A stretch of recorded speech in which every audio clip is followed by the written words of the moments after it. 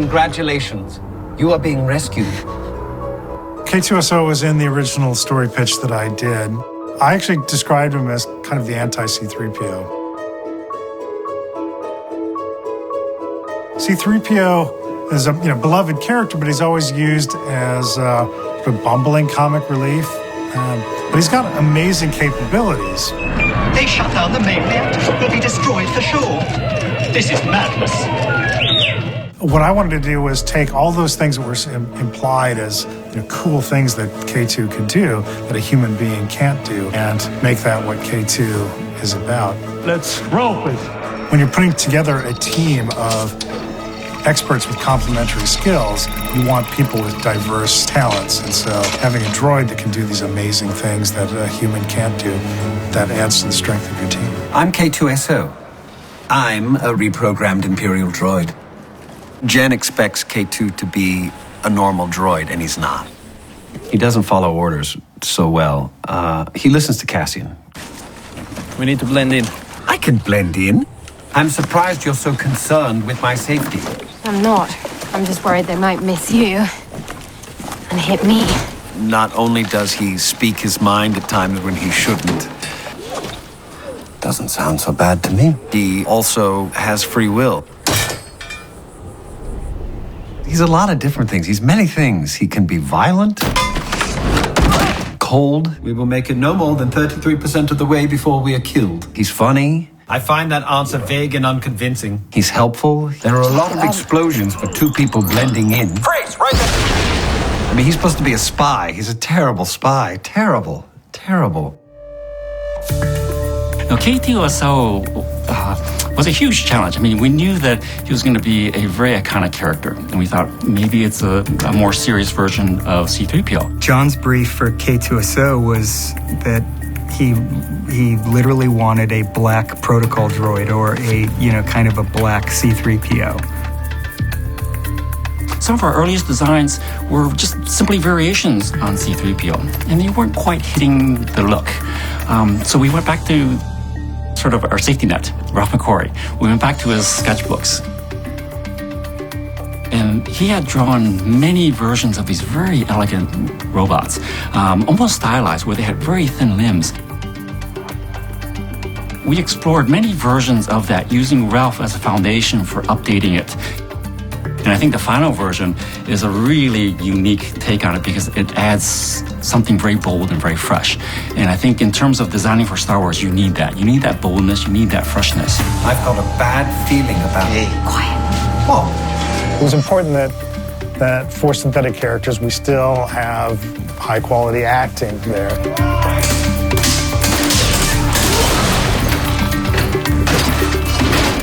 The choices that Alan made as an actor in terms of the voice that he gave it really fit well with K2's design. a lot of Empire guys are English. Your behavior, Geneso, is continually unexpected. It just works better with an English accent. It has, it's more proper and sort of robotic. Not that the English people are robotic, but they're robots. One of the biggest physical differences between Alan and K2 is that K2 is about a foot, 14 inches taller than Alan. So you want the eye line to be in the right place. So most of the time, Alan is wearing these really wonderfully made stilts.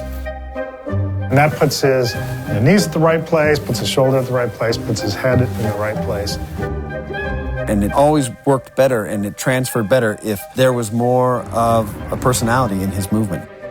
K2 walks down a hallway and is passed by another K2 model that's in the Empire and hasn't been freed by a reprogram like K2 was. He's like a soldier and he's walking very perfectly and very straight and upright. And then K2 is kind of sort of loping along a little bit. I think that's what makes K2 a little bit more accessible and, gosh, I'm going to say it, lovable. There are times when what Alan needs to do are just a little too awkward or dangerous to do with the stilts. So in order to have his eye line at the right place, there's a backpack that's been rigged with a couple little poles and a cutout photo of K2's head. If there's ever a time where I have to put that thing on, oh God, no. Here it comes. It's so awful. And then this telescoping head that comes out of the top, and it's just a piece of poster board with a really rudimentary K2 face. And this has come from ILM. Diego said, Alan, it's amazing how little respect you have on this set right now. Because there's no way to respect this, you know? It's like if we were just witnessing the first science fiction film done in elementary school. Exactly.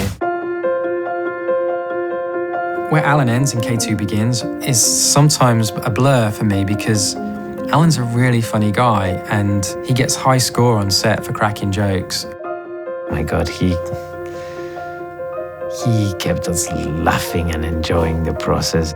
Alan would always be throwing in completely random lines that would always make us laugh. Oh, sorry, that was the fuels. I was asked to go scout out in this big town square, and then as the stormtroopers go by, Clive, nice to see you. Darren, hello.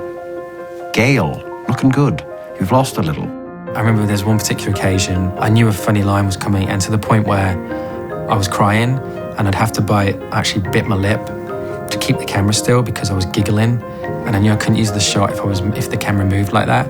And genuinely, there's 2 takes we can't use because it's rocking because I'm laughing so much. It was very inappropriate sometimes, but that's kind of K2 as well. So don't do this to me, Cassian. Levity is good in a movie like this, which is very heroic and very serious. The world of Star Wars has a lot of it's a very serious world. Although, in the first 3 that I was introduced to the Star Wars world with, there was humor in it, definitely from Han Solo. You have to shoot this. Traveling through hyperspace is like Dustin Crops, kid. Without precise calculations, we fly too close to a store. Or bounce into a supermarket and then... C-3PO and R2-D2, the way that they played against one another.